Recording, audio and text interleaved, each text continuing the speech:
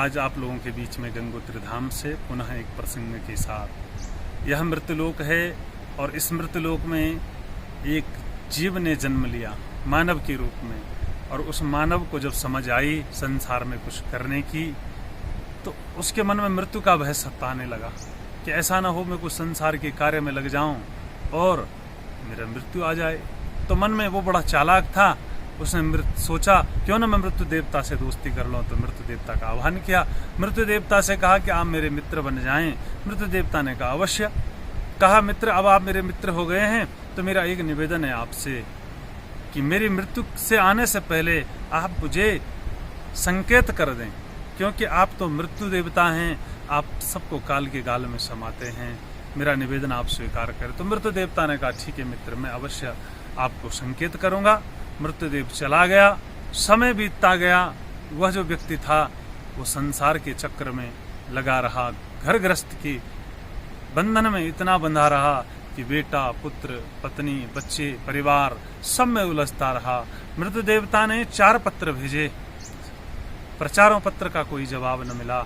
एक दिन स्वयं मृत्यु देवता प्रकट हो गए। वो मृत्यु देवता को प्रकट होते ही देख वो बड़ा क्रोधित हुआ। कहा मित्र, आपने तो कहा था कि मैं आपको पत्र भेजूंगा, संकेत करूंगा, और आप आज स्वयं प्रकट हो गए। बोला मित्र, मैंने आपको 4 पत्र भेजे थे पर आपने कोई जवाब नहीं दिया। फिर वो चौंका, आपका मुझे कोई पत्र प्राप्त नहीं हुआ। बोले नहीं मित्र, मैंने आपको 4 पत्र भेजे थे। बोले मेरे पास तो कोई पत्र नहीं आया। बोले नहीं, वो सब आप पे दिख रहा है। बोले कैसे? बोले पहला पत्र मेरा आया कि आपके बाल सफेद हो गए, जो काले बाल थे वो सफेद हो गए। तुमने फिर भी कोई जवाब न दिया, और उल्टा काले बालों को, सफेद बालों को फिर काले करने की कोशिश की। फिर मैंने दूसरा पत्र भेजा, तुम्हारे नेत्रों की ज्योति कम कर दी, तुमने उस पर चश्मा चढ़ा दिया, तुम फिर भी न समझ सके। तीसरा पत्र मैंने भेजा, तुम्हारे मुंह के दांत निकलने लगे। फिर मैंने चौथा पत्र भेजा, ज्वरा रोग भेजा, आपके घुटनों में दर्द होने लगा, आपको रोग सताने लगे। फिर भी आप भगवान के भजन करने से वंचित रह गए, आपने भगवान का स्मरण छोड़ दिया। आप तो घर गृहस्थ की चिंता, परिवार, इसी बंधन में लगे रहे। मैंने 4 पत्र भेजे, आपने कोई भी जवाब।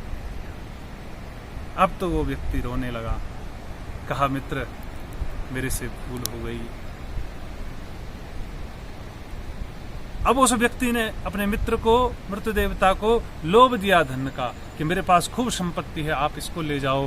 मृत्यु देवता ने कहा मेरे लिए धूल के समान है, इसीलिए मुझे इसका प्रलोभन मत दो। अगर तुम्हें प्रलोभन देने की कुछ योग्य था तो तुम सत्कर्म करते, दान करते, पुण्य करते, जप करते, तप करते। उस प्रलोभन से शायद तुम्हारी आयु की वृद्धि हो जाती, पर तुम तो मुझे उस संपत्ति का लोभ दे रहे हो जो मेरे लिए मिट्टी के समान है। अगर तुमने जीवन में कोई सत्कर्म किए होते, दान पुण्य जप तप किया होता और उसका आज प्रलोभन मुझे देते, तो तुम्हारी अवश्य आयु में वृद्धि हो जाती। अब तो फुट फुट कर रोने लगा और मृत्यु देवता के चरण पकड़कर मृत्यु देवता ने उसका स्मरण किया और उसके अपने साथ ले गया। ये हम सब प्रत्येक मानव की यही स्थिति है। परमात्मा ने हमें इस मृत्युलोक में भेजा है, समय दिया है भजन करने का, हम भजन करने से वंचित हो रहे हैं और ग्रस्त और माया में लुप्त हो रहे हैं।